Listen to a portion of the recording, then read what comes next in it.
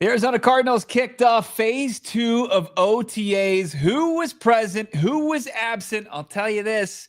One very big absence as far as the drills go. We'll tell you who that is, Johnny Venerable.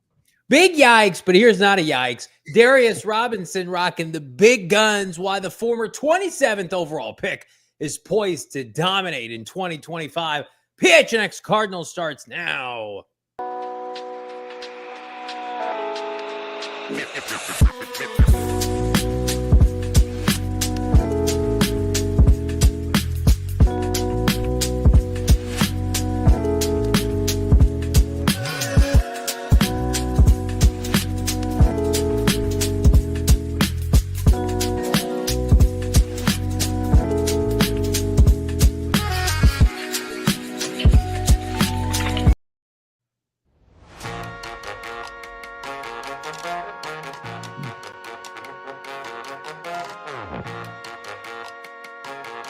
Hey, welcome in.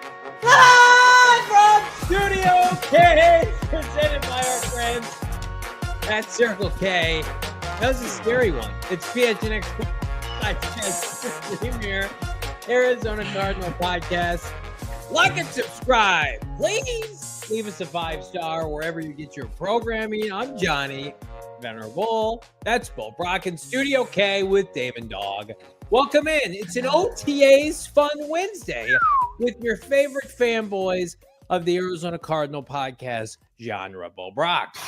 My gosh, that was aggressive. Very aggressive. But we got there. Look, you continue your streak of cracking us up during the live, saying it's live. But what's going on, everybody out there? Shaft, Uziel saying, sounded like Johnny was dying. It sounded like he was being murdered.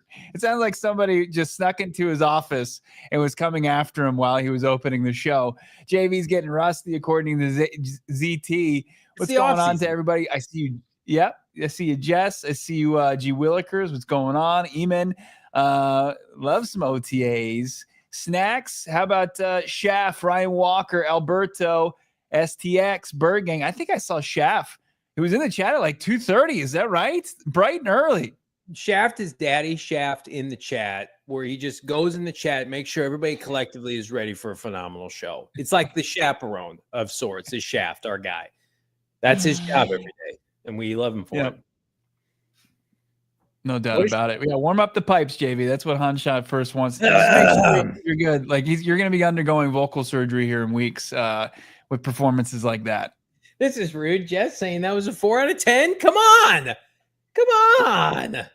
You got to be able to take the arrow in the head, as Jonathan Gannon says. You have some self-awareness. You know what a good one is, and you certainly have those. You've had close to 10 out of 10 performances, but this wasn't your best. My kids are out of school. I'm just yelling at them. My voice isn't what it needs to be. Get out of there. Don't touch that. Get out of the fridge. That's what I'm doing. Don't touch my toys. That's right. Get away from my kid collectibles. No, my wife disciplines. I'm just here to hang out, talk a little cards ball with my favorite 100+ Cardinal fans here in the chat. What a loaded day. Bo and I were talking like pre-show that save some content for the rest of this week. Today is absolutely loaded. OTAs aplenty across the NFL landscape. Right before the show started, I saw the Cardinals posted on their Twitter account K1 like across his body, hit Marv on a crossing route, which he did lead the NFL in last year. And I was like, man, I want to quote tweet this or embed this and get people fired up. But then I'd be worried that the Cardinals might take the post down. So I let it breathe. I let just do your own, get your own engagements and views. You guys are in that. I won't piggyback off of that. But I am excited nonetheless. And Bo, you were boots on the ground in Tempe today. We're going to talk Darius Robinson, but your initial takeaways from Cards OTAs today.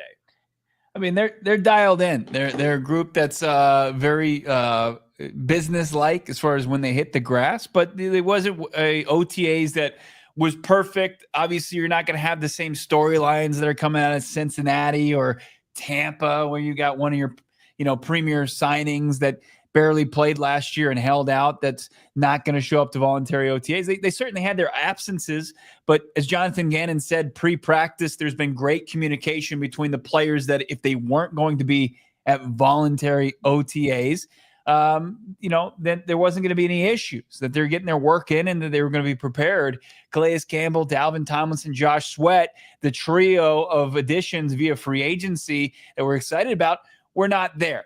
And then also you saw I think it was probably the biggest news of the day was not along with his position mates, but was there in his practice gear was 16th overall pick Walter Nolen III. He's a guy that I don't think there's going to be a big holdup, but he hasn't put ink to paper on his rookie contract, him and Will Johnson. And I don't know if he was just maybe taking it a little bit easier, but was there nonetheless. So Walter Nolen wasn't a full participant. Will Johnson was, despite him not signing his agreement on a 4-year deal. But that was the kind of the big takeaways today. But then you see like guys like James Conner, Kyler Murray, Darius Robinson, guys just locked in and getting some work done here on May 28th before the 2025 season. I mean, there's been very little movement with the first round picks being signed yet. And I'm sure they're waiting for that domino to fall with the teens. In a weird way, Shamar Stewart is probably waiting for Walter Nolen to sign his deal. But at least he's out there and he's participating in some capacity. He's not holding court at his locker and not dressing, not participating at all. And so I have no concern over it. We had a chance to connect with him. He's an incredibly humble, quiet, soft-spoken young man. Like, I'm sure his agent's just like, assuming it's not injury related, I'm sure his agent's just like, we're going to wrap this up here. Why don't you take it easy these next couple of days? Because he was out there in full capacity at rookie minicamp. And now you think about if somebody goes in there and gets a live on it, somebody goes and gets beef jerky. I know it's circle jerky, but let's have a little professionalism. Classic Shane Diefenbach. Classic Seahawks. Just walking in like it's his pantry. It's like, I'm just gonna go get a beef stick out of the studio while the guys are on air. Aren't here. This is Daddy's show, and here's what I'm going to tell you: you are having a tough time because we're talking about a premier player at 16, and poverty franchise Seahawks take a guard later in the draft, and you have to cope with a beef stick. That's fine. But speaking of defensive tackles, Darius Robinson met with the media today. Darius Robinson, Bo, you had a couple phenomenal clips on your Twitter. I encourage everybody to go check that out. Darius Robinson, dare I say, looks like D-Rob from last year, maybe plus a little extra. Am I wrong? No, he absolutely does. And then some. I mean, Marvin Harrison Jr. gets all the headlines for him bulking up, but you saw it. Like Tyler Drake posted a couple of weeks ago. He had the better, clearer picture of D-Rob sitting on the kind of the fence there with James Conner during the rookie mini camp. And you're like, my God, he's massive. He's even bigger than before. So I asked Darius Robinson earlier about, have you bulked up as well? And he said that him and a group of second-year players or rising second-year players, including Marvin Harrison Jr., got into the facility early, like 7:30, and they would leave like mid-afternoon. But like that in-between time, they were just in there just banging some weights around and getting that bigger and stronger. So, I think Darius Robinson is in great shape right now. It's like him and Marvin Harrison Jr., man, like they were like, just get me to a place where I can work out year round. Get me to a place where I can just lock in and not have to worry about traveling and having a home destination elsewhere and training somewhere. They feel like Arizona is like the perfect place where they're just like dropping roots right now. And they're utilizing it to the best of their capabilities. And D-Rob and Marvin Harrison Jr., their 2 first-round picks in 2024, put in the work this offseason. Doesn't it feel like that group from last year, which did not, let's just call a spade, like outside of Marv, like there was not a lot of production from that draft class last year that was like tangible.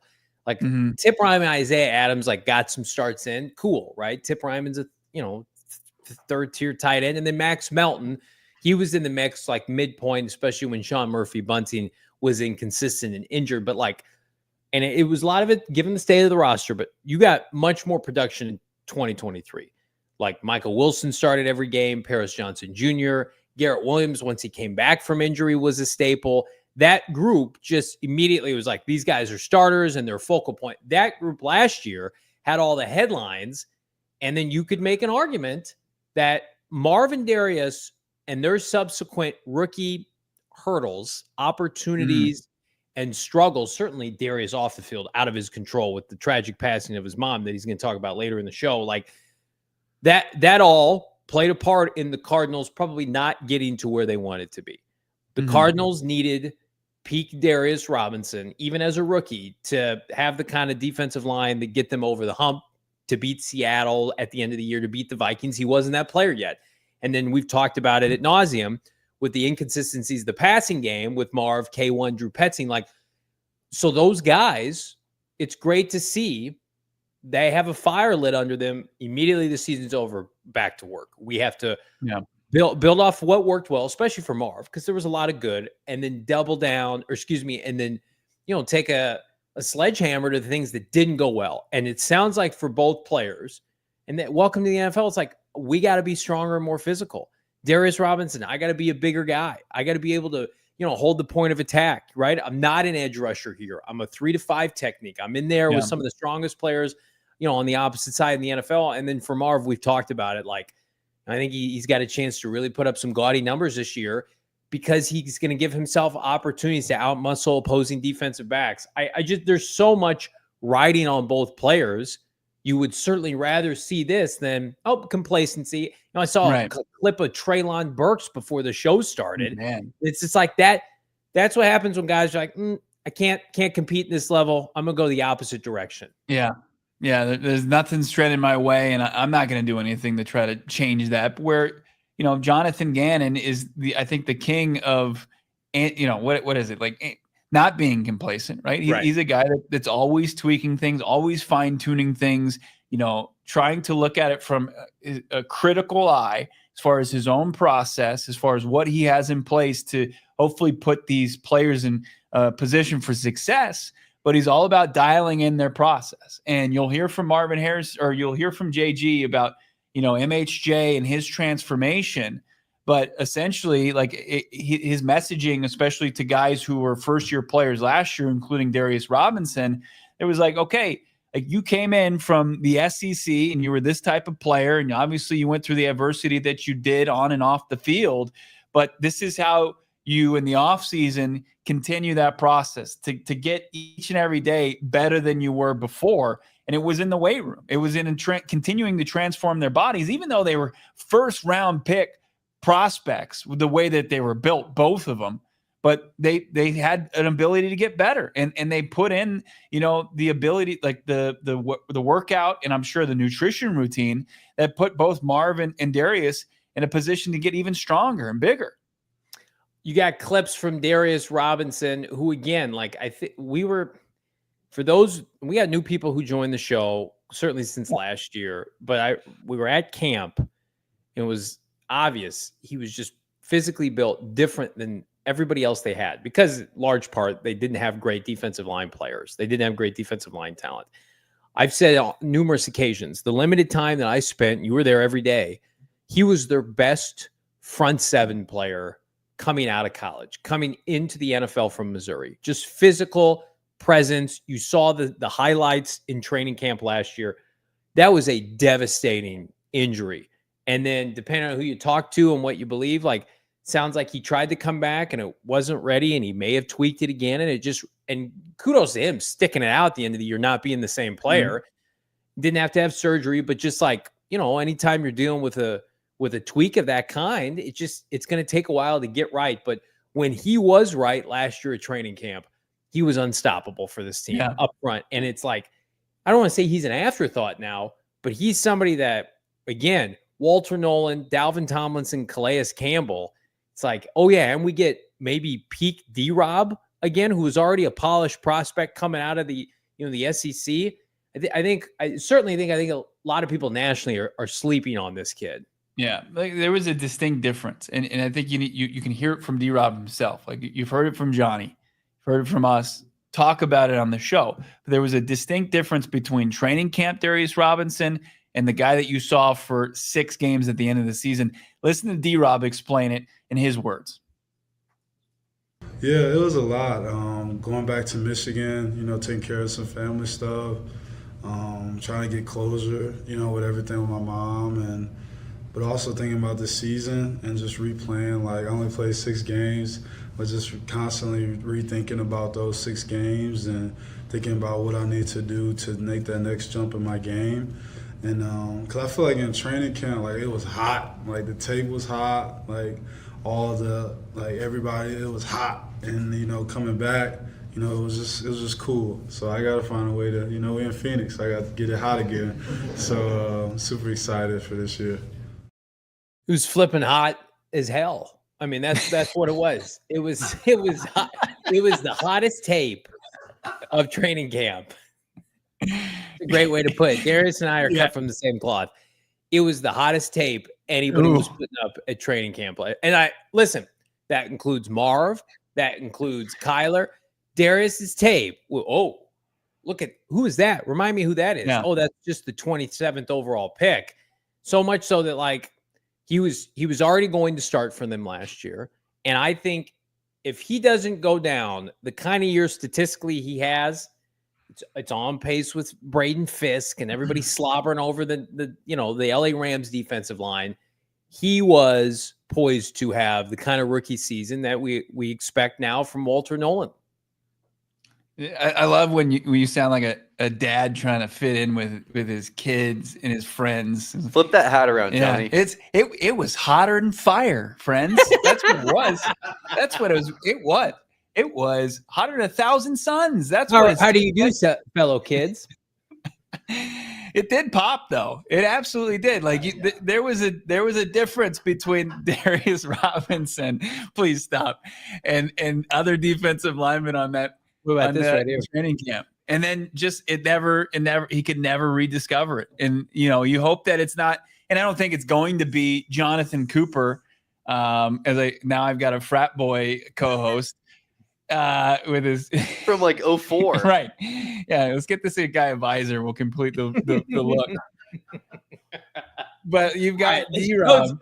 We're not allowed to do this until the last hour of the show. All right. Sorry, everyone. Continue. Oh, man. But look, I don't think it's going to be Jonathan Cooper. This wasn't like a horrendous break. This was a calf injury that just never fully healed throughout the season. Now he's fully healed. He's bigger and he's stronger. He's faster. And I think he does have a true opportunity. And it started today. You'll see some of the highlights from camp or OTAs today. And he looks good. This is Darius Robinson talking about that year one recap. Man, I don't know. I just know it's going to be something crazy. Last year was like the hardest year of my life, but then it was the best year of my life in the same year. So I definitely felt the lowest, but I've also felt the highest, and I'm ready to get back to that highest point, and I know what it takes, a lot of hard work. So I'm just super excited for this year. I mean, that's a man right there. That's a big man that, like, we talked to Darius's people last offseason. We talked to Brian Baldinger, who was a huge fan.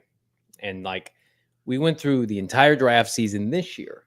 And it was like, which players love football? Like, how do you know, right? We decipher the haves and the have-nots.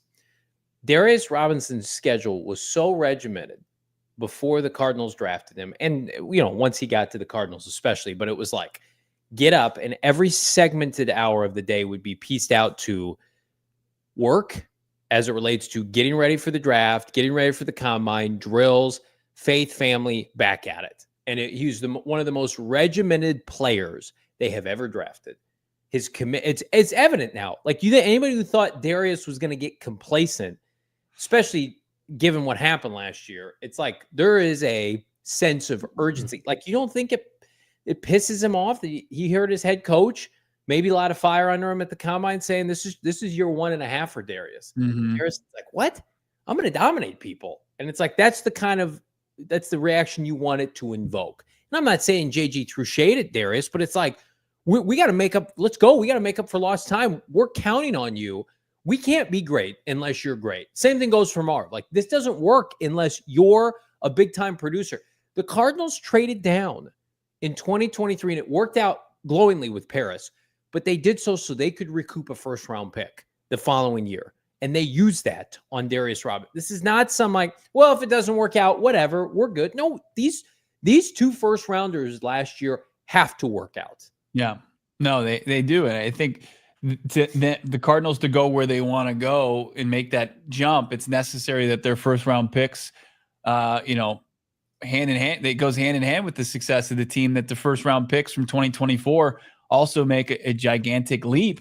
And Darius Robinson's a big part of that, even no matter what they added to the defensive front seven outside of, him going into year 2. I mean, he's just a guy that he has tunnel vision. Like he did admit today, like he's picked up some hobbies, but they're kind of like farting around trying to fill in the rest of the time and not create too many distractions. Like he's over at Golf Galaxy taking lessons. Like, can you imagine, like, you're dressed like Johnny right now as he's on the show, and you go, he's over there and he's just hitting balls, and there's big 6'5", 300-pound Darius Robinson looking like the Incredible Hulk, just hammering drives right next to you. Like, okay, Darius, we're gonna straighten out your elbows here. Go ahead and bring that back, swing back ever so slightly. Excellent.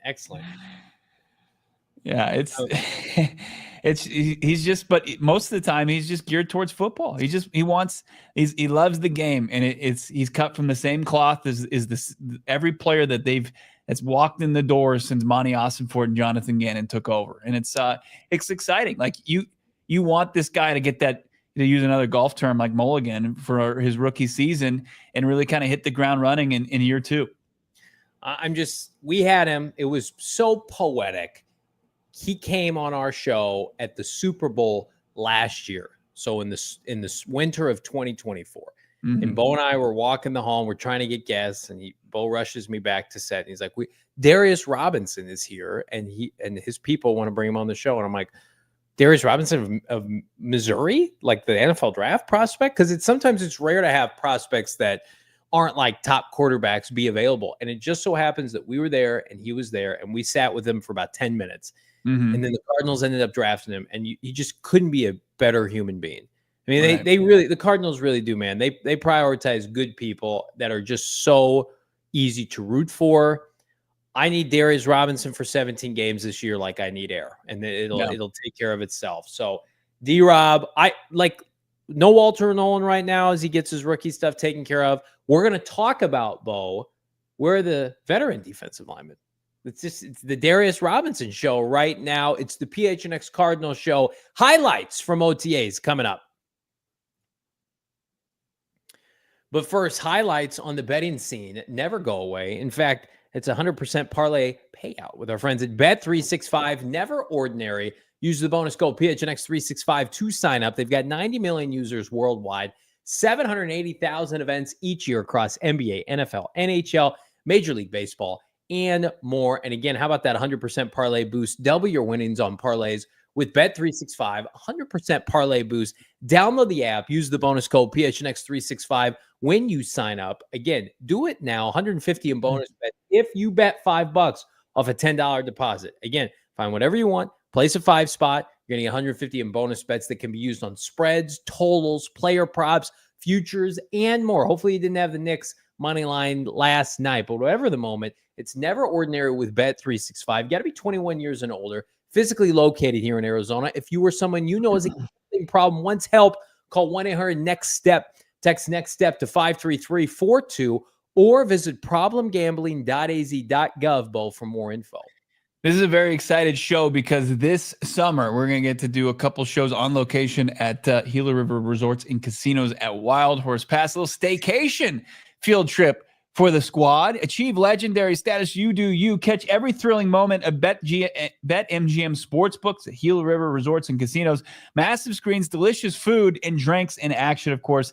NBA playoffs continue, as Johnny mentioned. UFC, you got those events coming up. It feels like every weekend. PGA, you got French Open. How about the NG 500 that just capped off this weekend? It's nonstop stuff going on. Gila River Resorts and Casinos. It's your one-stop shop for sports action. Check them out right now, and also check out everything that their great casino has to offer. Hit the table games, have some fun, win some money. You do you. Gila River Resorts and Casinos. Visit playGila.com for all the details.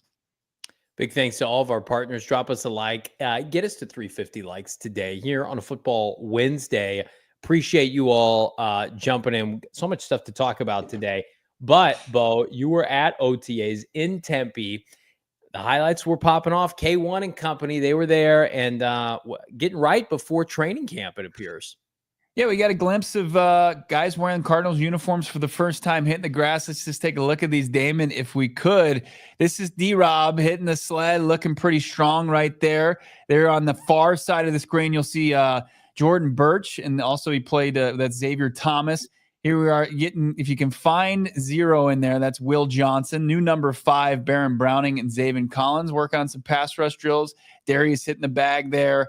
Kyler, going to find some Trey McBride. They're kind of at a real medium pace here. Kyler going to find Michael Wilson down the sideline, routes for his air. Here's Jacoby Brissett, your first glimpse of him throwing some passes. There's Will Johnson again, working on some special teams. And then, of course, Marvin Harrison Jr. Used to be the lone highlight for far too long, but now you get to mix in some new talent. But Marv just working, catching some passes here before practice really started to get going in Tempe. But a successful day one, despite not having everybody in attendance there. And I'll emphasize that it's voluntary. And I think everybody understands that even guys aren't there, it doesn't mean that they're not putting in the work. All right, so let's talk about it. Multiple veteran players not in attendance, Bo Brack, headlined by the top free agent signing for the club this offseason. Sweaty J, Josh Sweat. Where you at, Josh Sweat? Among several notable defensive linemen. Bo, what can you tell us? Yeah, I mean, I can tell you that before practice, we talked to Jonathan Gannon, and, we're taking kind of a roll call, and he said, you're going to see who's out there and who's not out there, but did kind of preface it with guys that weren't in attendance. There's great communication. Like you said, if you're not going to make it, make sure you communicate that and they understand, and they have to understand because of the NFL rules and the CBA. Like, if guys don't want to participate in voluntary OTAs and it's not going to cost them anything as far as their contract, then there probably isn't too much incentive to go and even though you can probably get a bit of a head start as far as team building. But Calais has been in the building. Calais has had his conversations with Darius Robinson, with Walter Nolen. Like, they've interacted before. So it's like, even though he's not there today, doesn't mean that he hasn't been there and he won't be there in the near future. Dalvin Tomlinson also absent. So Josh Sweat, Dalvin Tomlinson, Calais Campbell, not in participation today. Anybody no else? Froholt, no Beach, Kelvin Beachum. No Beach, yeah. And that's I think you don't expect that, but it's not unexpected as well. I saw some, like, John Gaines was kind of being the center in place of Yelda Froholt. And then, Beach, he wasn't really working out. We did get to see our first glimpse post-injury of Jonah Williams working out on the side, and Jonah looked good. Jonah looked good. He looks like, obviously maybe they're being precautious, maybe they're bringing him along slowly, but didn't look like anybody that was too far away from being able to, be relied upon to play. 2 days ago, we were 100 days out from the start of the NFL season. So he's got more than 3 months to get himself in shape, game shape, especially to play right tackle. It's great to have Beach back in the fold to be the safety net there. Walter Nolen, we're just going to assume it's contract related. I'm not going to speculate on injury or anything like that. And then, you mentioned Froholt. So again, Josh Sweat in particular played late into February for the third consecutive year. So we should be so lucky, right? Here in Arizona. So I think most of us feel good about that. He's at his opening presser.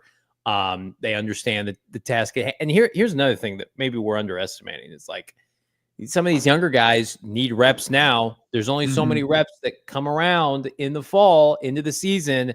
Yeah. It's like, these guys have an opportunity to maybe show a little something. I know they're not in full pads, but reps in early to mid-August for some of these guys are few and far between. And outside of that ghastly third preseason game, which we all hate, it's like bleach in the eyes. It's like these guys don't get a ton of opportunity. So if you're Xavier Thomas, get out there and show what you can do, right? Any word on BJ Ojulari and his attendance today? No, there's questions about Ojulari and some of the injured players, and I thought Gannon was going to maybe give us a little bit of an update, but then he's not going to really get into injuries. Doesn't have to necessarily before week 1 of the regular season. So yeah, no sign of BJ Ojulari, who's less than a year removed from tearing his ACL, last July. Yeah. So probably still putting the finishing touches, you would hope, on his rehab and getting close to being available for training camp. I mean, that's a question that we can certainly ask the next time we get Gannon, and if the expectation is that Ojulari is going to be there. No Bilal Nichols today, but Justin Jones was out there. So like 2 guys you want to keep tabs on. I saw you kind of perk up a little bit. No Bilal Nichols, but I think you made a good point. There's a lot of young players on the defensive line that from Elijah Simmons and once Walter Nolen gets in the mix, that in Darius Robinson, who's sidelined too long last season, like you want to get some reps in regardless.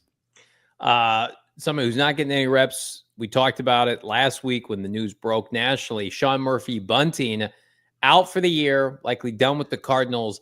Here's JG on Sean's injury and maybe his future with the Arizona Cardinals.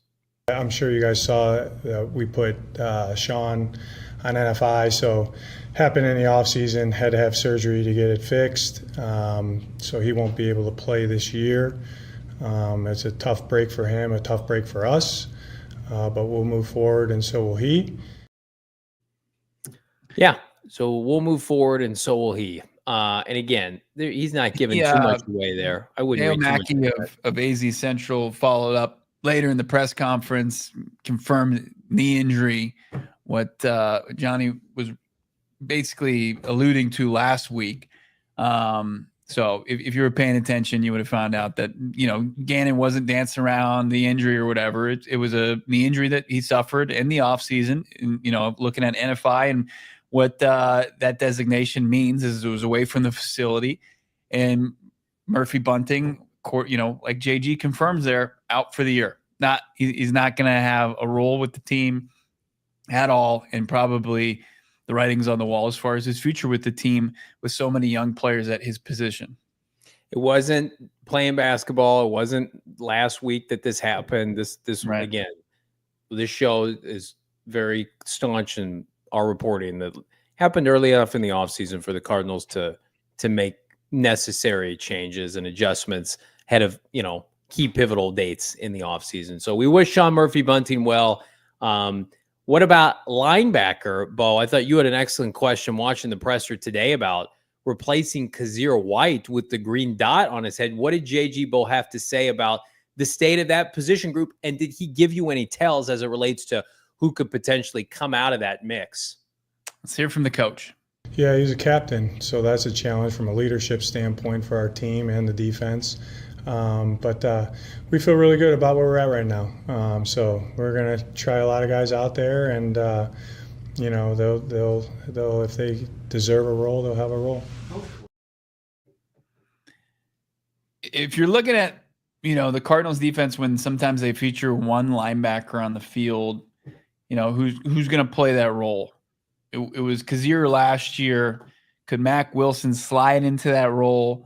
That's an option. Is Mack Wilson a guy that could be the top candidate to have the green dot? I think you'd say maybe that's your leader in the clubhouse. It obviously would have to merit him being on the field as much as possible to relay the play.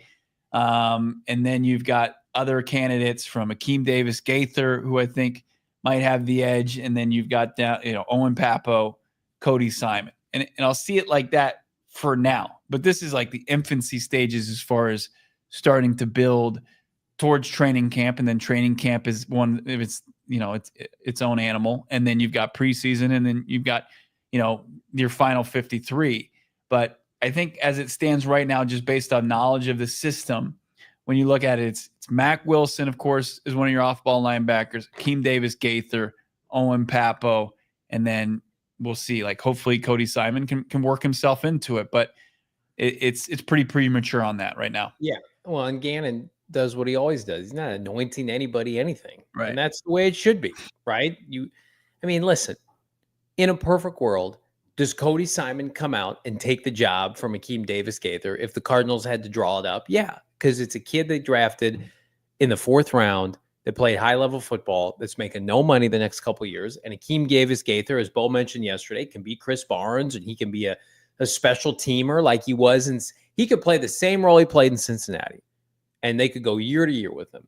Like, you take Cody Simon with the hope that he takes the baton and runs with it. And then, who knows, Bo? Like, Mac Wilson Sr., we're all penciling him in to, like, replace Kazir White. Maybe he just plays the same role he had last year. Maybe it's the exact same as what he did last year in an even better version because the rest of the supporting cast is, much better around him, that you can have Cody Simon or whomever say, you're the new Kazir White. We're going to work through these growing pains. Come out here and make us better come Thanksgiving and beyond. Like, that position group is going to be, I think Akeem Davis-Gaither is going to be listed as a starter early. I'm not going to read too much into it. It's what the tape tells us with our eyes when the preseason starts.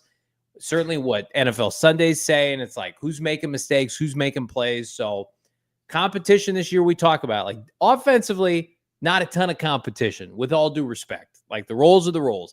Defensively, I think there's like 3 to 4 jobs up for grabs. Edge rusher opposite Josh Sweat, who's a true starter at D tackle. Off-ball linebacker. Does Rabbit Taylor Demerson snag a job? Does Will Johnson, and we saw, get him off of special teams, play an outside corner and relief of Sean Murphy-Bunting or Starling Thomas get the early edge there? Like, defense to me is, and it's great because you can play a bunch of different players on that side of the ball. Yeah. I think Walter Nolen, Will Johnson, Jordan Birch, I think these are guys that are going to get early opportunities to get significant roles with this team. Yeah. Everybody else, it's going to be everything that you see them training camp, preseason, regular season, it's all earned. Like, and not to say that those top 3 guys are being given anything, but right. I think the Cardinals immediately kind of have a good sense of what they can bring to their defense right away. So, like Will Johnson is going to be immediately thrown into, competing for starting cornerback role outside. And I think Jordan Birch and Walter Nolen are immediately in the conversation for rotational pass rusher, rotational defensive lineman. Yeah. They need this rookie class to take a next step, just like last year's class, take a further step. I mean, collectively, they don't want to be built through free agency. They want their homegrown guys to make an impact. What about Marvin Harrison Jr. and his impact this year? We're going to hear from both JG and Drew Petzing on the second-year wide receiver. That's coming up. But first, hear about our friends at Empire today. Just like the Cardinals laying that foundation through the draft, lay that foundation throughout your home with Premier Flooring. Again, as a new homeowner myself, you can't take, first of all, anything flooring for granted. It's the foundation in which you literally stand on. So find out today why Empire today stands above the rest. They pride themselves on a convenient shop-at-home service, and they help customers look for floors that fit their needs. It's a flooring acumen of some kind. You're not going through 10 different services. You're not calling a third party when something were to happen. You don't have to track down the manufacturer's phone number. They service all warranties themselves. If you're skeptical, do yourself a favor. Schedule a free in-home estimate today. All listeners can get $350 off in discount when they use the bonus code PHNX. That's PHNX promo code now. Restrictions apply. See empiretoday.com/PHNX for more details. When you get that $350 off, you got to have a place you want to put the money you're getting for free from all the products we save you on. How about we're going to help you out as well. Get yourself an Mountain American Credit Union checking account. And they've got an unbelievable deal going on now. The Maya Style checking account that has perks just for you. Why not start earning off your money and get all the perks with Mountain America Credit Union, like restaurant deals? How about mobile phone protection, telehealth access, identity protection, loan rate discounts, offers on travel and events, so much more. Make my style your lifestyle at Mountain America Credit Union, all about your style, your lifestyle. Visit macu.com/mystyle to apply. Membership required based on eligibility. Some benefits require no cost registration activation. Terms, conditions, and exclusions apply. But check them out right now. The Mountain America Credit Union My Style Lifestyle checking account. Big thanks to all of our partners. Big thanks to all 300 plus of you watching live on YouTube. Drop us a comment, leave us a like, and again, subscribe to the PHNX Cardinals podcast, wherever you get your podcasts, audio only. We appreciate all of you. I appreciate Jonathan Gannon talking about one Marvin Harrison Jr. and the bulk session that you've already alluded to. Here's JG on Marv. You should see his hamstrings. Yeah, I think that was one of his things that, we talked about as a staff, and with him, he wanted to put on a little weight, to do a couple things better, I think. So that was cool. That's a guy, like you asked Danny, but it's a good question, David. All our guys did a really good job this offseason, I feel, but he's a guy that, hey, this is what I want to do. This is how to do it. Here's what you need to do that. And he did it. So did I expect that from Marv? Whatever we told him, yes, I did, truthfully. But he's ready to go. But he looks good. He does. You see my hamstrings. They're not very big. They're tight. They're probably tight. They haven't been stretched. They haven't been worked out. Years. All my lifting, any kind of lifting, is all cosmetic. None of it's real. None of it serves a purpose. I haven't done legs probably since high school football. It is all about one thing. It's about, how do you look when you put on a t-shirt? Yeah. That's it. Whereas Marv, it's not for fashion, it's for function. No. And here's what I'll say in all seriousness, because we're jokesters on this show. I do think Marv could benefit from a bigger frame for big time yak ability. His game, even dating back to Ohio State, was not predicated on yak. And then you look at Jamar Chase, Justin Jefferson, Malik Neighbors last year. It's like, where is the play from Marv where it's like slant route, throws the guy off of him, takes it 80 yards, right? And I think that this is partially because he wants to be able to increase his ability to make people, miss in space. You're going to be built like Mr. Incredible. You're just all upper body, no, just tiny little legs. There he is. JV the Pre is vulnerable. No, I agree. I mean, I think that was the plan they laid out. Now, as much as JG said, like, Marv came to them with his plan for the offseason, it sounds like it was a joint decision, but it was just like, I think you could wear a little extra weight. You've got kind of a big, tall, lean frame, and you could stand to pack on some muscle. And we've got the training staff to put you in a position to do so. And Marvin put in the work, and good for him, man. I mean, that is going to benefit from him. And according to Buda Baker last week, when we talked to Buda, who jokingly called him, he's like, he's still skinny, but at the same time, like, he still has the explosiveness that they saw before. He didn't lose anything. That's kind of, as far as like old training regimens go, like, guys, like they've been able to kind of crack the code as far as how to add size but not lose speed and explosiveness. Like, they wouldn't do it if it was compromising that.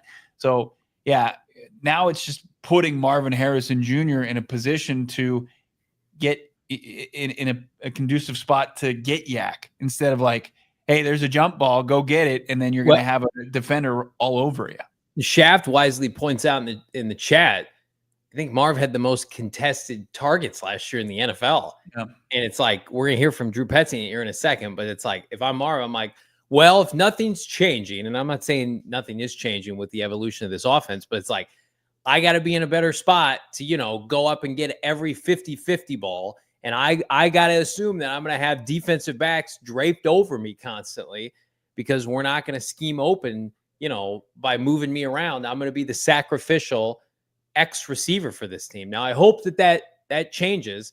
The highlight that the Cardinals showed on their Twitter, of course, was a crossing route. I think they need to go to that well until it's done. But Marvin Harrison Jr. looks the part. What did his offensive coordinator, Drew Petzing, have to say, albeit brief, about the utilization of Marv?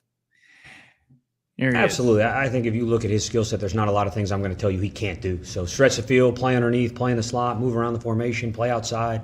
I think that's what makes him so dynamic.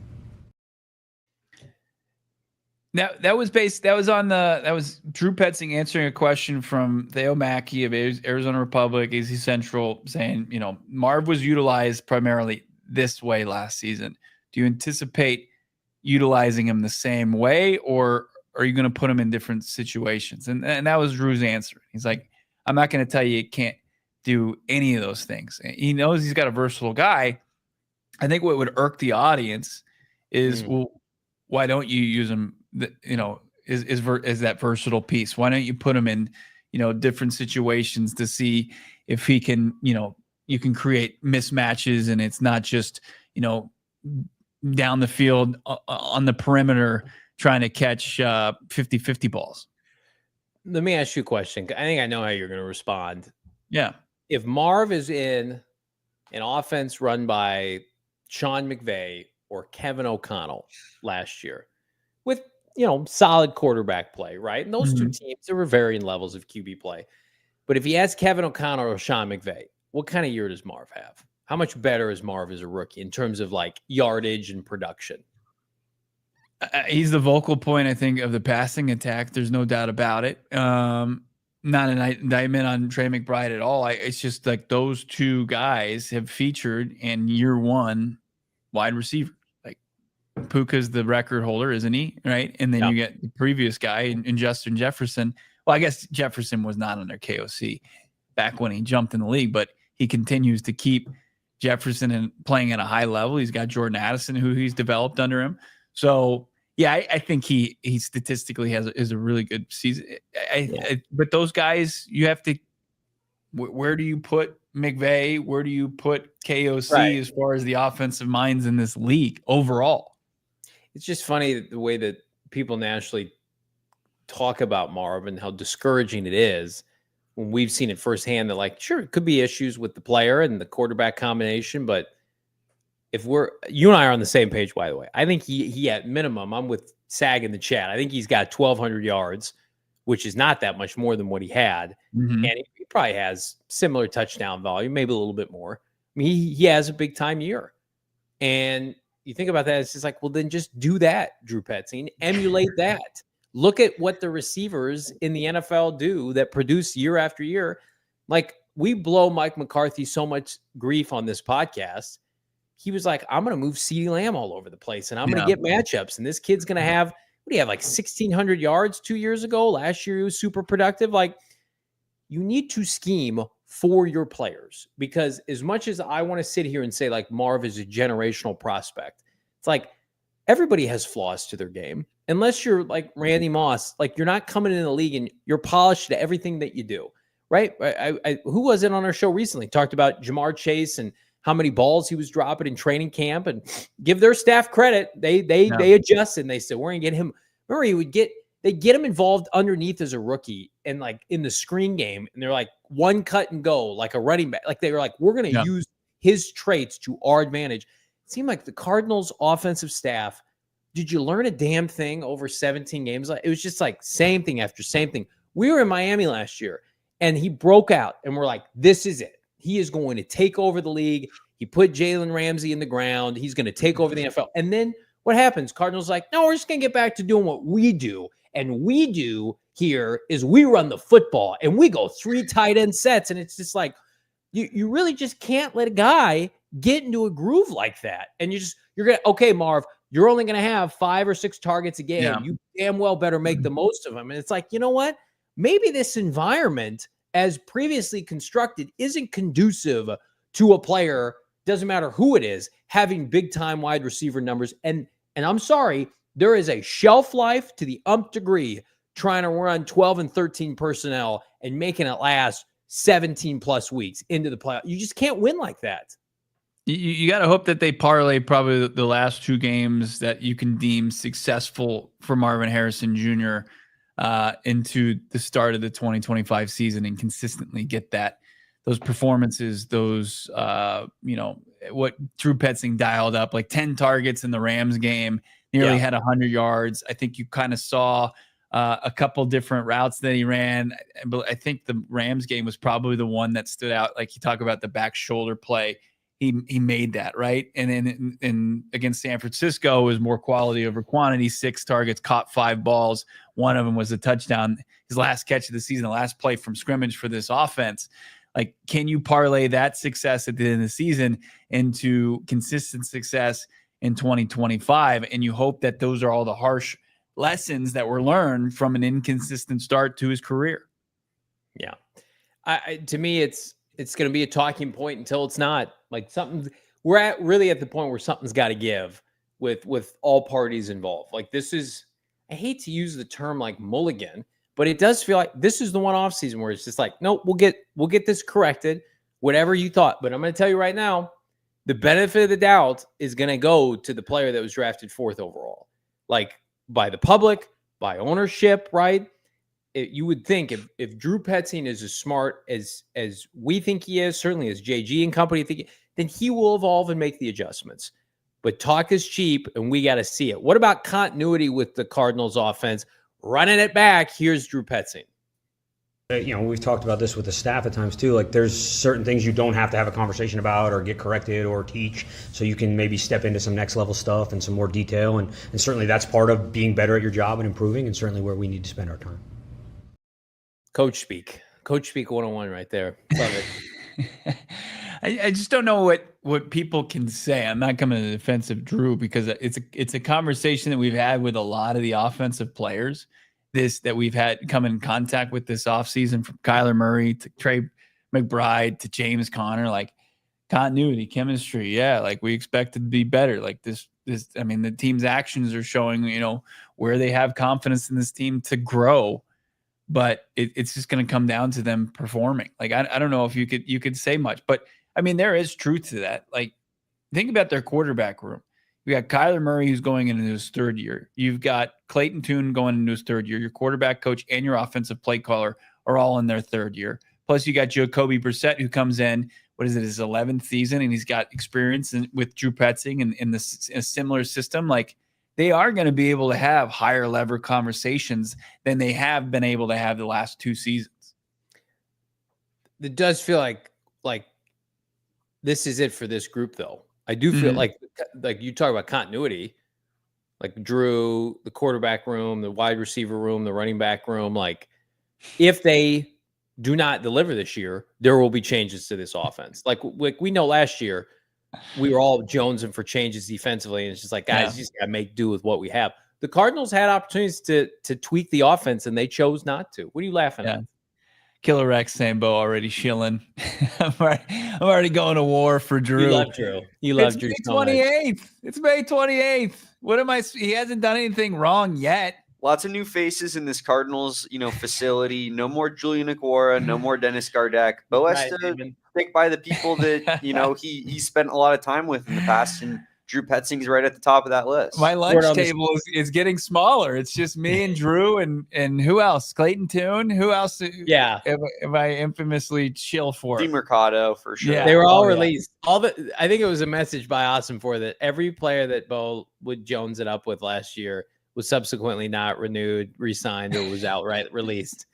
I heard Bo and Petzing were vacationing together this summer during the downtime before training camp. That's right, Killer Rex. It's a show, Bo, for Cardinal Talk today. Listen. I want Drew Petzing to work out, and we were as frustrated as any show last year when the offense wet the bed and cost them a playoff spot.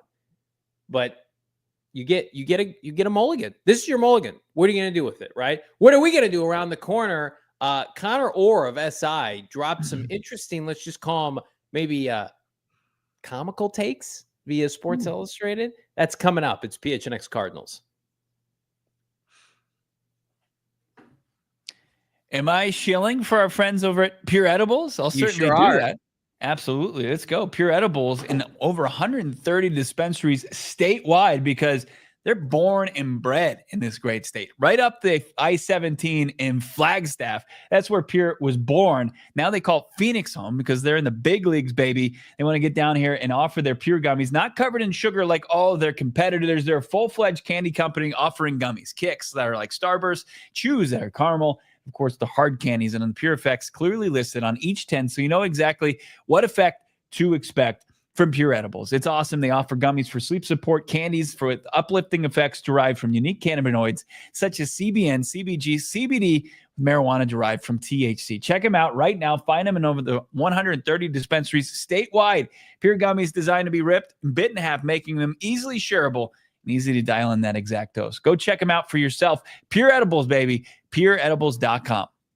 Big thanks to our friends at Pure Edibles and our friends at Monarch Money. Again, if you're having a tough time spending, saving, managing your finances, how about getting in touch with our friends at Monarch Money to help you start financing to build the life that you actually want?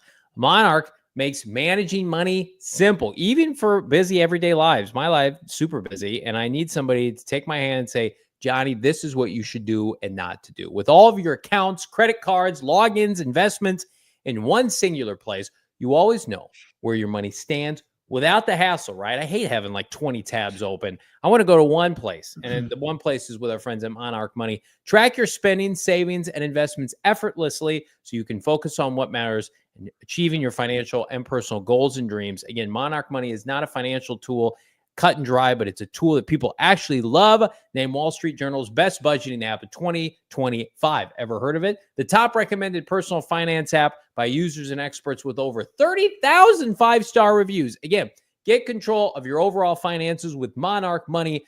Code is PHNX at monarchmoney.com in your browser for half off the entire first half of the year. Half off right now, 50% off the first year, monarchmoney.com, bonus code PHNX. Everybody drop a like if you think this podcast is money with our friends at Monarch Money. I'll tell you who wasn't money, Connor Orr, ripping some takes. Listen, to each their own. But I do think until the Cardinals show that they can win late in the year, we're going to hear a lot of this. This is from SI, Connor Orr. He gave out 3 predictions, Bo. And I think 2 of them are fine, a little far-fetched. One of them is egregiously wrong. I'm going to start with his cards under for win predictions. Let's get to this one here quickly. Damon, if we could. Cards under for win prediction. Connor Orr of SI saying the Cardinals, Dolphins, and Commanders will all fail to surpass their Vegas projected win totals, saying Arizona's trouble staying afloat in a very resurgent NFC West will contribute to what many fans will consider a disappointing season, unless, of course, they hedge their personal feelings with a counter wager against their team's success. Well, I just the NFC West is back on the rise. I'm sorry. The Matthew Stafford's 100 years old. The Seattle Seahawks got rid of DK Metcalf and Tyler Lockett and are banking on Sam Darnold, who was atrocious at the end of last year. And the 49ers, despite what everybody believes, are worse as a roster compared to last year. And the Cardinals are better. But yeah, bet the under for sure. Yeah, it seems like Connor Orr doesn't have a very good pulse as far as the NFC West. Louis Riddick, who I was watching on ESPN today, he was pushing very far back on the 49ers propaganda.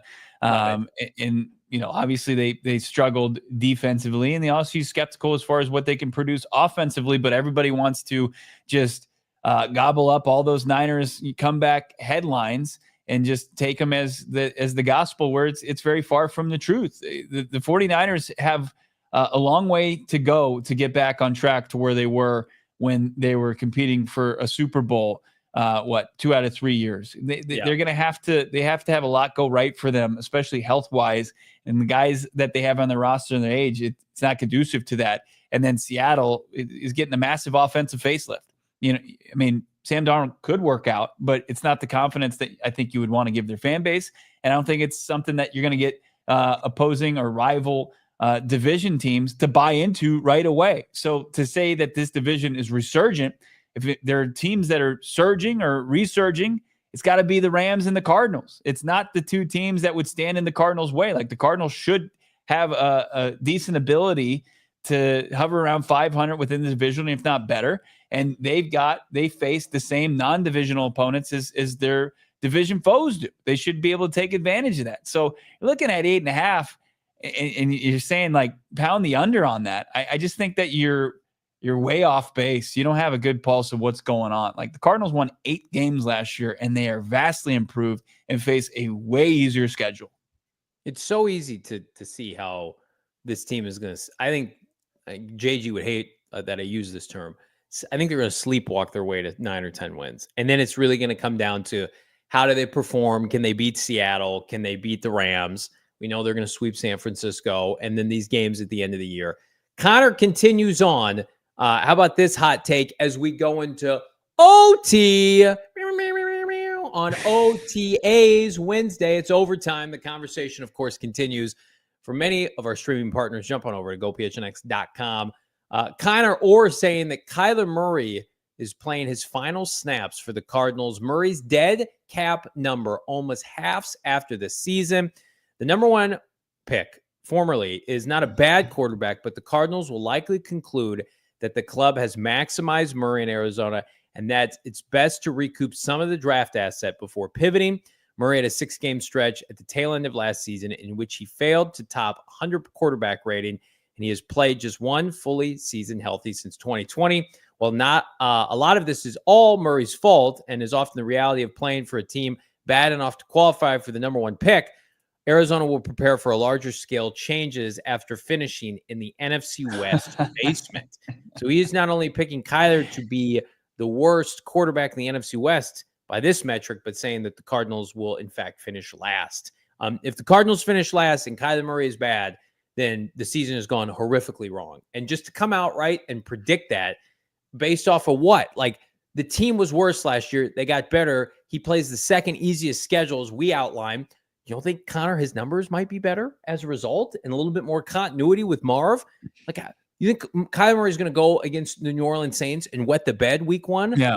Kyler Murray dominates early in the season. There's no reality in which his numbers are not going to support, keeping him around to some extent. He's acting like it's a done deal already. Right. And you're going to see that he's talking out of both sides of his mouth. Like he's saying that, Kyler Murray is going to prove himself that to the point where the Arizona Cardinals have to move off of him. I mean, he's predicting a horrid season for the Arizona Cardinals in the first place. I mean, as it hit he said hammer the under, and then also that they're going to finish in the basement of the NFC West. They would regress horribly. I mean, if that becomes the reality that none of us want to see, then yes, they would move off of Kyler Murray. But I think at the very least, this is a roster that's going to put itself in place where Kyler Murray could become a game manager, and the Cardinals could be very successful from that.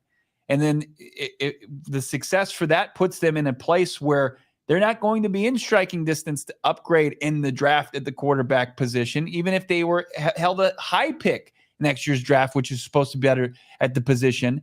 There's just not a lot of paths to upgrade there. I think that these are just very naive takes from Connor Orr over at SI. There isn't a whole very easy to poke holes in these, and it doesn't match what we've watched as far as this team throughout its rebuild over the last 2 seasons and where it's expected to go in year 3. He's really going against the grain. Even the most staunch Cardinals haters or non-observers would say that this is a bit far-fetched. Well, you mentioned talking out of both sides of his mouth. How about this last comment here, which I don't know how Kyler is terrible, yet Marv and James Conner will combine for more than 20 touchdowns. I guess Marv's throwing to himself, opening the season with an incredibly fortuitous slate against Saints and the Panthers. The Cardinals will pick apart the lesser defense on their schedule, but struggle overall. Jesus.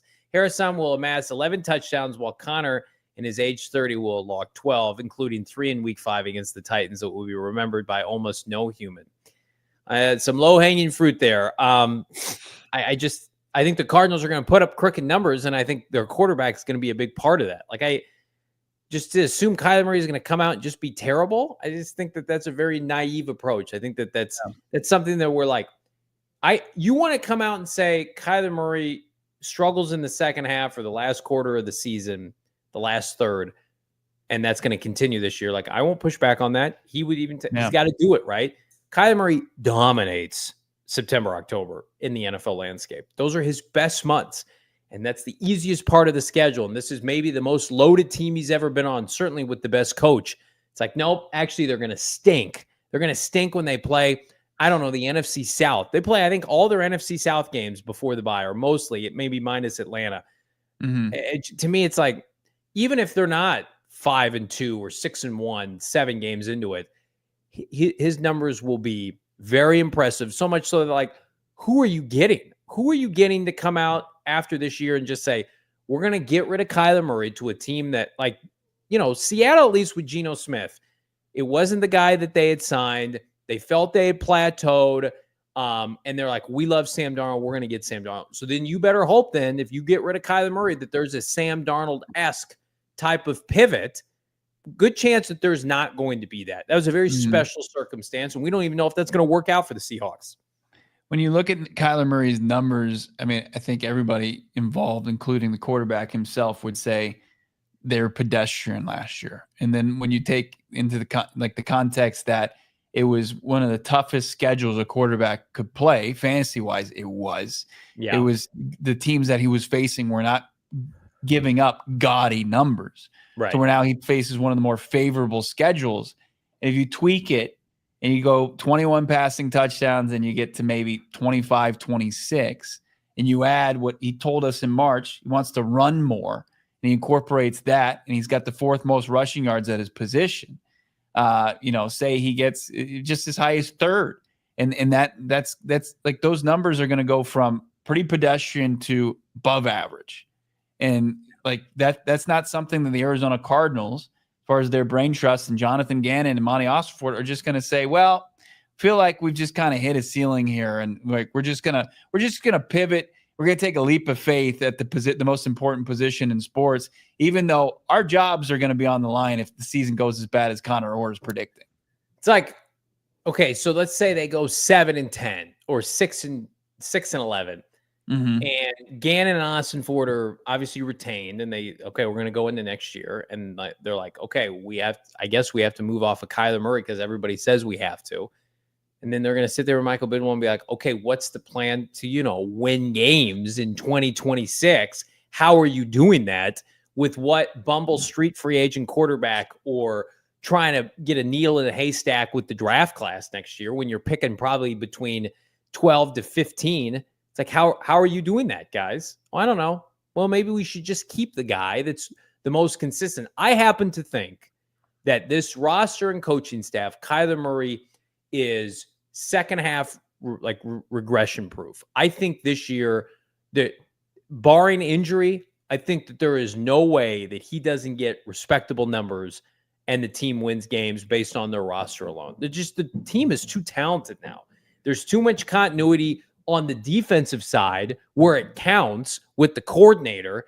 They're going to win games this year where Kyler Murray doesn't have to be great. I put it in my article, gophnx.com last week. Like, that doesn't matter. Like, Patrick Mahomes has been given the benefit of the doubt. You don't need to throw 35 touchdowns anymore. That team, they know how to win. I think Kyler Murray has a clear understanding of, like, when this team needs me to rip it, I'm going to rip it this year, and hopefully that's more often with Marv. But, like, this team can win ugly for the first time. They won some games ugly last year. That was the first time where maybe we got a glimpse of to what this Cardinals franchise wants to be. And yes, does the lengthy passing game, the deep passing game have to improve? Absolutely. But I don't know. It's reaching because the Cardinals don't get a lot of national pub, and there's a lot of uneducated people out there.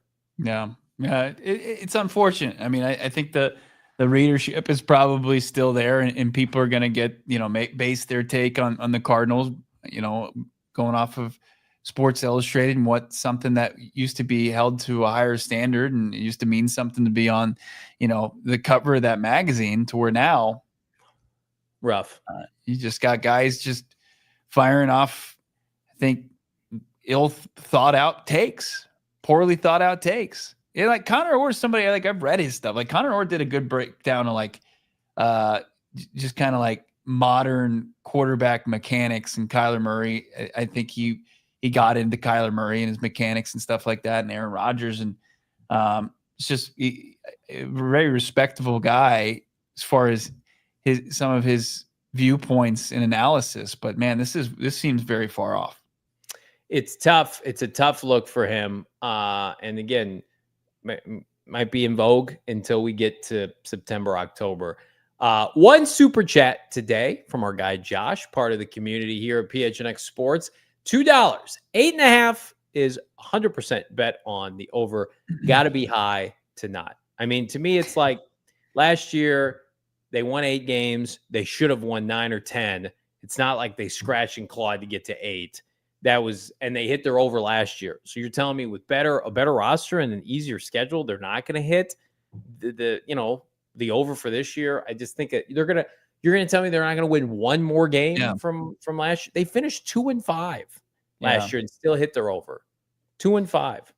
Give me the local SI writers, by the way. I think Donnie Druin does a great job over there as far as what's going on nationally outside Albert Breer and the Monday morning quarterback, the MMQB, who's I think very dialed into what the Cardinals are doing. I mean, it's like everywhere else where you're gonna get a lot of bad with the good when it comes to kind of breaking down the Cardinals.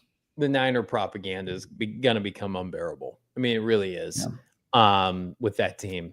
It almost was even more unbearable. I want to bring this up before we get out of here.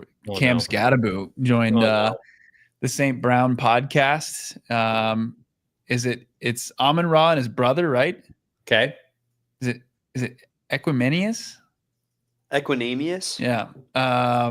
They hold their podcast. They talk to the Scat Man, Johnny. Yeah. And it almost was a worse reality. He thought he was going to the Niners at the end of the 3rd round and didn't think he was going to get by the Niners in the 4th round. But your white knight dressed in blue, Joe Shane and the New York Giants came and saved you from that. That would have been the worst of all realities. But, I mean, we had talked about it, that the Niners were in on him heavy before the draft. So here's what happened. The Niners took a corner at pick 100. Upton Stout. Yeah. Yep, from Western Kentucky. Over Cam Scadaboo. Scat goes pick 105. And then, man, the Niners had 113 right ahead of the Cardinals 115, where they took Cody Simon. That would have been a fresh hell unlike anything we would have experienced on the show. I don't know if I would have been able to continue the broadcast that day. Full pout mode. Yeah. Oh, man. Full pout mode. It would have been early in the 4th round. He might have walked out. Damon. It was, at that point, it was the 3rd day of coverage. You're just sneaking in right before the mics go live. You trying to get as much caffeine to keep going. Johnny was at a unique breaking point that it would have been one of the more epic, I think, crash outs we would have seen on PHNX airwaves. I would not have preferred he got drafted by them the day before, but at least I would have been like Cam Scadaboo, 3rd round pick, happy for him. San Francisco, I hate them, but happy for Cam. Cam Scadaboo going 2 picks ahead of the Cardinals in the 4th round to a division rival would be like a stake to the heart. I mean, it would have been very, very difficult for me to continue doing the show. Like the Giants are very appropriate for Cam because he's already become a fan favorite.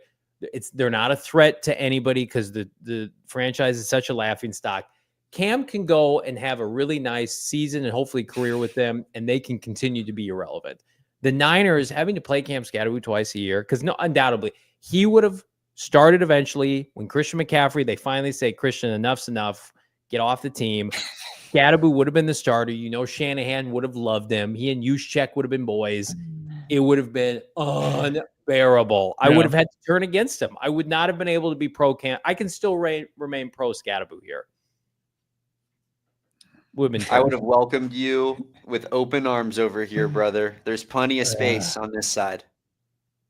He was a gem of a man when we met him at the combine. We interviewed him, and I thought there was a chance the Cardinals were going to pull the trigger, but no. I don't know if they do that if he falls to him in the 4th round. Maybe not. That would have been, regardless of what the Cardinals intended to do, if they were always going to take Cody Simon. They got that pick in pretty quickly. That would have been something where you're like, Cardinals could have jumped San Francisco. They didn't. So now they got to play this guy twice. If Cam Scatterwood becomes a great pro, and if it would have happened in San Francisco, which Shanahan makes every running back good, that would have been a tough look for Austin Ford. I'm glad Austin Ford doesn't have to kind of broach that reality. I hope he does make the Niners regret not taking him at the end of the third round. That'd be cool.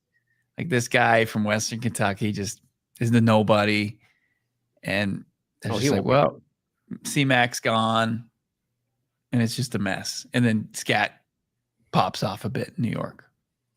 I mean, it's a great place for him to do so. Not a ton of competition, but like there's no doubt in my mind that Cam got with Shanahan and what they do in that zone blocking scheme that Cam Scatterwood would have at least one 1,000-yard season under Shanahan.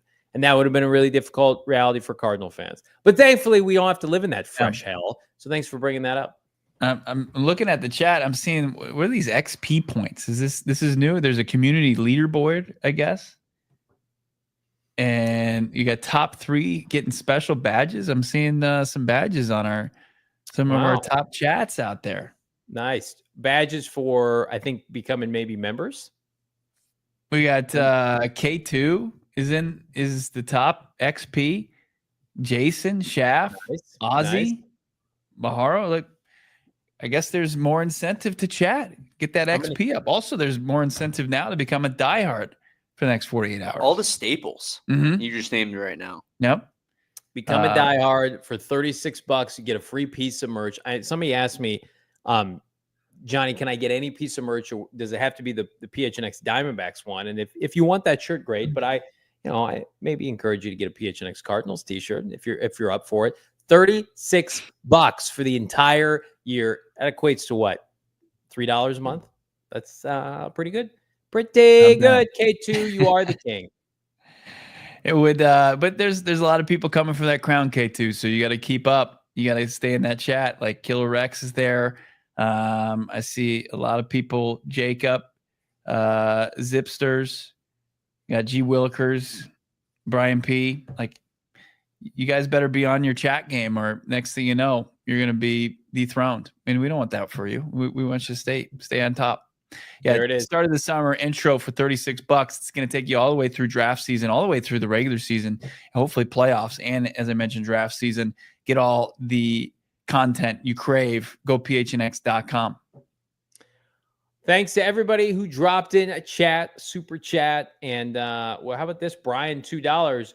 Where's our sweaty Jay and the boys shirt? We're pushing, Brian.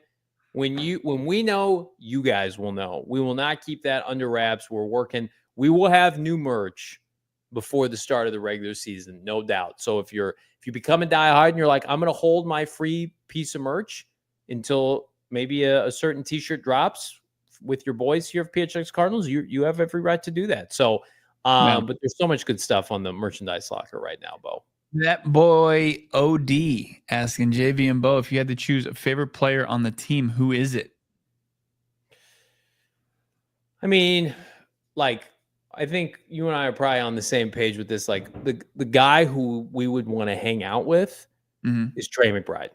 I think we're probably on the same page with that, right? Like, Trey, when you get to be around Trey, and that's not to diminish Mike or any, they're all great guys.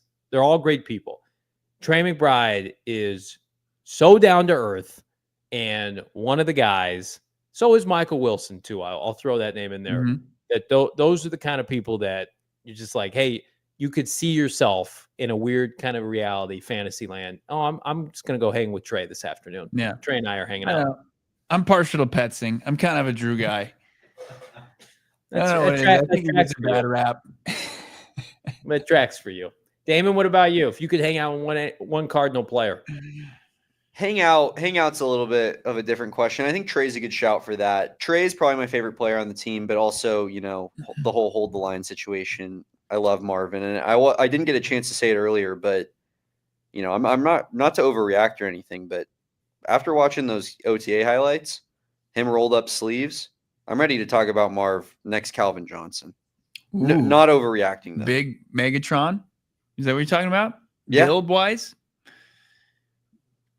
do we go into like Optimus Marv? I think he needs his own nickname. Marvitron? Marvitron. No, you can't play off Megatron. No. One thing I found out about Damon, just sharing was in his office a couple months ago, is he is a huge Transformers fan, big time. Can't speak that language, brother. Missed my generation by a lot. That's crazy because Damon is basically a newborn baby. He was born in the 2000s. He's a Gen Xer or a Gen Zer, and so it's like, Damon, are you a fan of Transformers because of the live action movies? Yeah, the Michael Bay movies. Like, I think the first one came out when I was like 5 years old or something. I was a fly on the wall for these youngsters that we work with, and they were just talking about Transformers like it was the Star Wars trilogy. Like they were just like, I watched a highlight on YouTube of all the Transformer, like Optimus Prime, what is it, like the ending of each movie, and they were just like, oh yeah, man, that was amazing. But let me transform you into this world a little bit. You're 5 years old, you got Green Day, Prime Green Day playing in the background, Optimus Prime saying some like really profound stuff as the intro and outro of the movie. Megan Fox is on the screen. You're like, what is going on right now? Bonk. And that's kind of where we were at with those Transformers. Was Green Day the music? I thought it was like Linkin Park. There's some Linkin Park as well. Okay. Yeah. What Green Day song? I had an album where there was some Green Day on it. Let me figure that out for you. Right. Wow, bated breath waiting for that. No, they were good movies. But like, there's probably like peak Michael Bay, Armageddon into that first Transformers movie. The Mark Wahlberg versions were unwatchable though, Damon. You have to admit, those were so bad. He was so horribly miscast. It was just those three movies with Shia LaBeouf were pretty. I gotta be honest with you. I view Transformers the same way David. I mean all due respect here, that you would view like Fast and Furious. I think that's another electric franchise. I think most bottom, people every feel that movie, way. Zero misses. I think all hits. But you were in the majority there. I think the same thing. I've never seen a Fast and the Furious movie. Yikes! Some of these comments here. Oh man, this is what we do. The last couple minutes of every show. Good Lord. Somebody in the Discord did say, please no Star Wars. I can't follow along. So we'll holster any Star Wars talk. It was like a really nice request. It's like, please don't talk about Star Wars anymore. No problem. I spent my hard-earned money to give a diehard. Please knock it off. I can't take any Clone Wars conversation. Down the practice squad before talking about the original trilogy. I don't care about Star Wars canon, please. Times are tough right now. Here's what I'll say about Fast and the Furious. No, to me, it needed to be done about 5 movies ago. I don't know how they're still milking that. Vin Diesel, that's all Vin Diesel does. Those movies, family, baby. That's what it's all about. Oh man, nothing quite like those ending scenes when they're just cracking Ronas and just talking about family at the end of every one. Johnny, there's a Fast and Furious where there's like a runway scene where like if the longest runway in the world is like 3 miles, and the one in the scene would have had to have been like 62 miles. You know, I think I don't appreciate those movies, Damon, because I'm a truck guy and there's not a lot of trucks in those movies. It's like sports cars. But I watch that. I'm like, I'm just a truck guy looking to just. I mean, you're trucker American muscle. I think that's you. You know, that's how you are. I need everybody to like this show, despite the last 5 minutes of Transformer Fast and the Furious talk. We appreciate everybody. Look for more highlights of OTAs at PHNX Cardinals on Twitter. Optimus Dawg. Optibots roll out. Optimus Dawg. That's right. Is that your number one franchise, Damon? Would you say? No. Star Wars definitely above Transformers. It hit in a good era for me. Yes, that's excellent. That's so good. One day I will own a Prius, but that day is not today. One day you'll like this show. Subscribe to PHNX Sports here on YouTube. Get us to 50,000 subscribers. PHNX needs a podcast where all we do is talk movies. And Johnny goes, here's the thing about the new Avengers movie, 10 times the show. I mean, like, I would do it. I would do it. But would anybody watch it? I don't know. I think I could do a nerd show with Bo and Damon, and we could get into the weeds, and then Bo would be just very frustrated and want to tap out. As the father of incoming 2 children, I just don't think you have the brain capacity to do that. The show doesn't work without Bo. You need Bo there as a sounding board to humanize it. Yes, he's an integral part of this show that we're creating here. Joe, Bo Everyman. That's what it is. It's just like, you're going to get Bo to a theater. How can he connect the dots? He doesn't want to watch every Disney Plus show. He doesn't want to read fan theories on Reddit boards. Like, he wants to buy a ticket. I don't need the Easter eggs for everything. Can it just be what it is? Can we just watch it and be like, hey, that was fun, or that sucked? Hey, there's something to that. Absolutely. I think Superman is really gonna get us going this summer. Bo and I and Damon, my son, are going to Superman opening weekend. In the meantime, before training camp, in OTAs, like and subscribe, leave us a 5-star. Big thanks to everybody, subscribers, diehards, etc. Become a diehard now. We're back on a Thursday. Peace. We all silly like the mayor.